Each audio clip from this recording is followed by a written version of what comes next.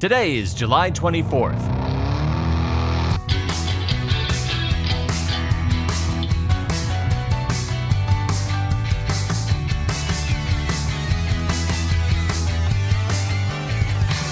It's the 206th day of the year, and this is the On This Day podcast.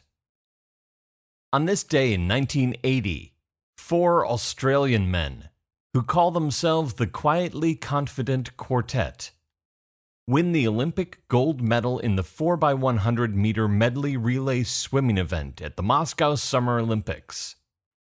The men's 4x100 medley relay is first introduced at the 1960 Summer Olympics in Rome. The United States wins the gold that year, and every Summer Olympics since then, until 1980. The U.S. boycotts the Moscow Games in protest over the Soviet Union's invasion of Afghanistan the year before, 1979. Without Team USA in the pool, the odds-on favorites in 1980 are the USSR, Great Britain, and Sweden, and that's what many people assume will be the medal order. Out of 13 competitors, Australia comes into the Summer Games ranked 7th. The Australian government has urged the swimmers and other athletes to boycott the Games. But the Australian swimmers competing on this day believe that they're just political tools for the government, and the only people who would suffer from a boycott would be them. The Australians want to compete, and surely they'll give a good showing. But in the 1980 Summer Olympics, they're not considered contenders. But in the morning heat, one of the favorites, Sweden, is disqualified. At the end of the second heat, the Soviets are in first place, but the Australians are just a fraction of a second behind them in second place. In the evening finals on this day in 1980, the Australian team is exceptionally self-assured, while the teams from other countries are getting amped up and focused before the race. The Australians are pretty chill.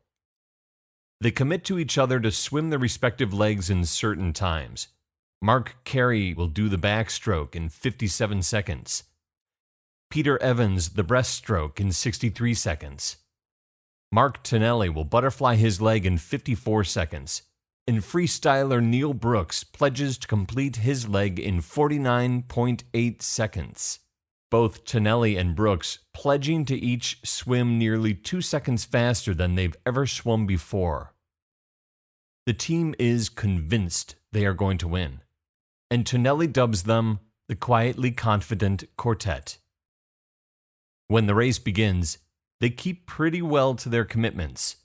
The Australians are at times neck and neck with the Soviets, and other times just a length behind.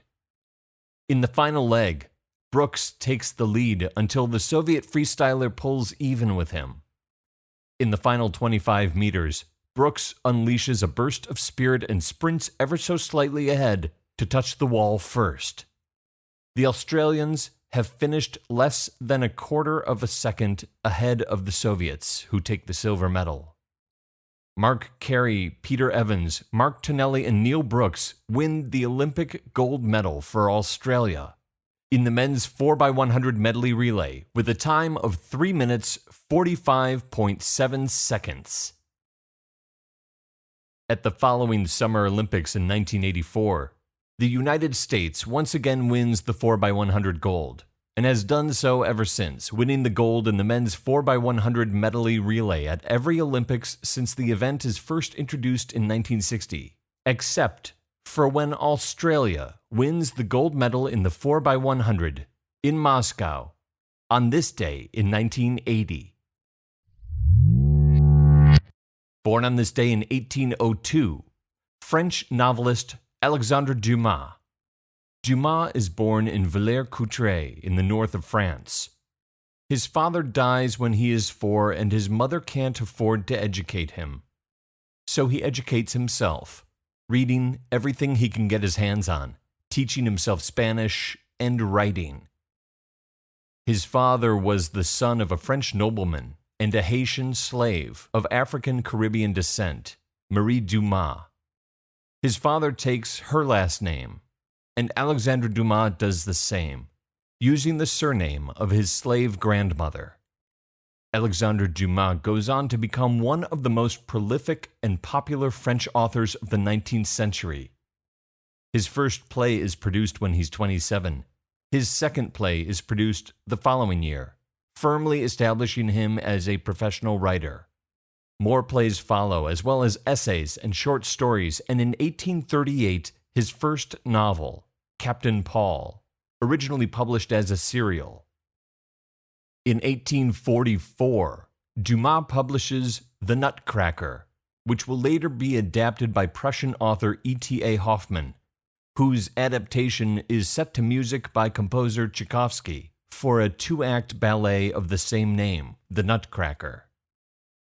That same year, 1844, Dumas also publishes his novel The Three Musketeers, which is also adapted, this novel countless times over the next century and a half as films, plays, musicals, video games, TV series, and as a candy bar.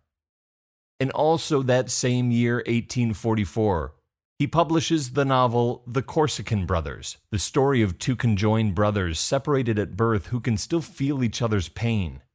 And that story, too, is adapted as numerous plays and over a dozen films.